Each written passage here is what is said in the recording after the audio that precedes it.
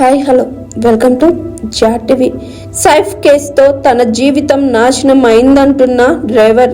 బాలీవుడ్ నటుడు సైఫ్ అలీ ఖాన్ పై దాడి కేసులో తొలుత ముంబై పోలీసులు ఛత్తీస్గఢ్ లో ఒక అనుమానితుడిని అరెస్ట్ చేశారు. అతడి పేరు ఆకాష్ కరోజియా.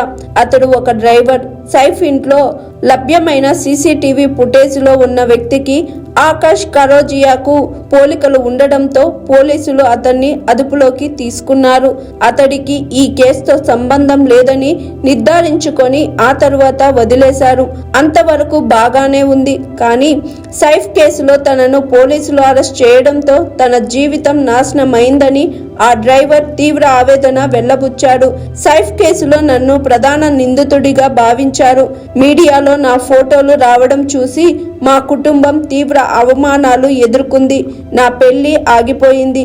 కాబోయే భార్యను కలిసేందుకు వెళ్తున్న నన్ను దుర్గాలో పోలీసులు అరెస్ట్ చేశారు. వారు నన్ను కొట్టారు. పోలీసులు వదిలిపెట్టినా అప్పటికే నాకు నష్టం జరిగింది.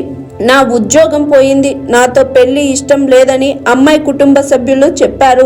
పోలీసులు చేసిన తప్పుకు నేను మూల్యం చెల్లించాల్సి వస్తుంది. సీసీటీవీ ఫుటేజ్లో కనిపించిన వ్యక్తికి మీసాలు లేవు, నాకు ఉన్నాయి. పోలీసులు ఈ తేడా గుర్తించలేకపోయారు.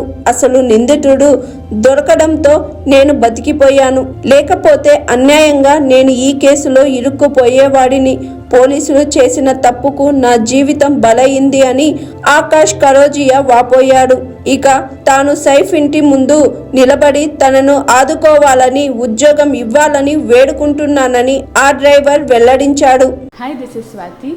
లైక్ చేయండి, షేర్ చేయండి, కమెంట్ చేయండి అండ్ సబ్స్క్రైబ్ చేయండి GR TV. Hi, this is Monica. Please like, share and subscribe GR TV.